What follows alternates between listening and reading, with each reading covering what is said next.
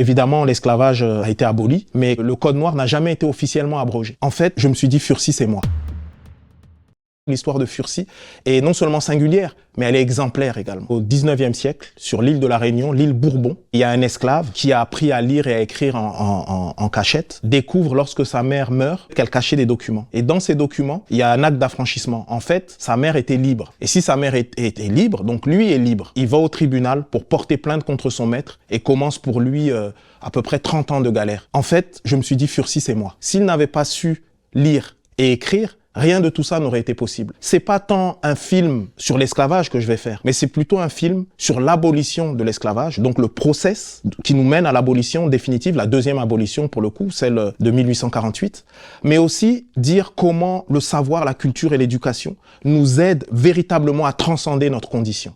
Et que ça, c'est vrai à toutes les époques. Pour gagner sa liberté, on la gagne au travers du savoir, au travers de l'éducation, au travers de la connaissance finalement. Évidemment, l'esclavage a été aboli, mais le code noir n'a jamais été officiellement abrogé, jusqu'à aujourd'hui. Le code noir, c'était la législation d'une certaine manière. C'était une sorte de livre de droit qui expliquait comment fonctionnait d'une certaine manière une société esclavagiste en gros, et comment étaient traités les esclaves. Et pour moi, très influencé par le travail de Rachid Bouchareb, ce qu'il a fait sur Indigène, et que l'impact que ça a eu après sur les pensions des tirailleurs, etc.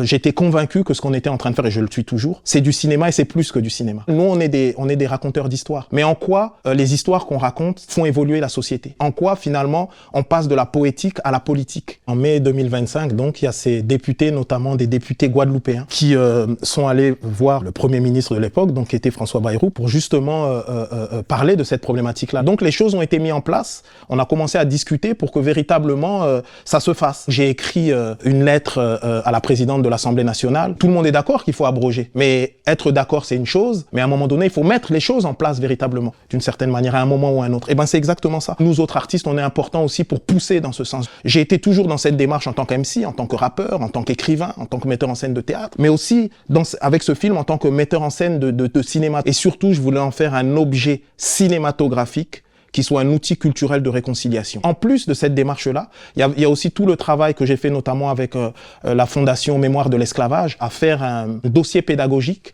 qui puisse être utilisé par l'éducation nationale comme ressource, qu'on puisse faire plus que les 2-3 lignes qu'on voit dans les livres d'histoire aujourd'hui sur l'esclavage, qu'on aille plus loin et que ce film puisse servir aussi de ressource, le livre de Mohamed Aïssaoui également, et qu'on puisse vraiment traiter ce sujet qui est un sujet fondamental de l'histoire de France.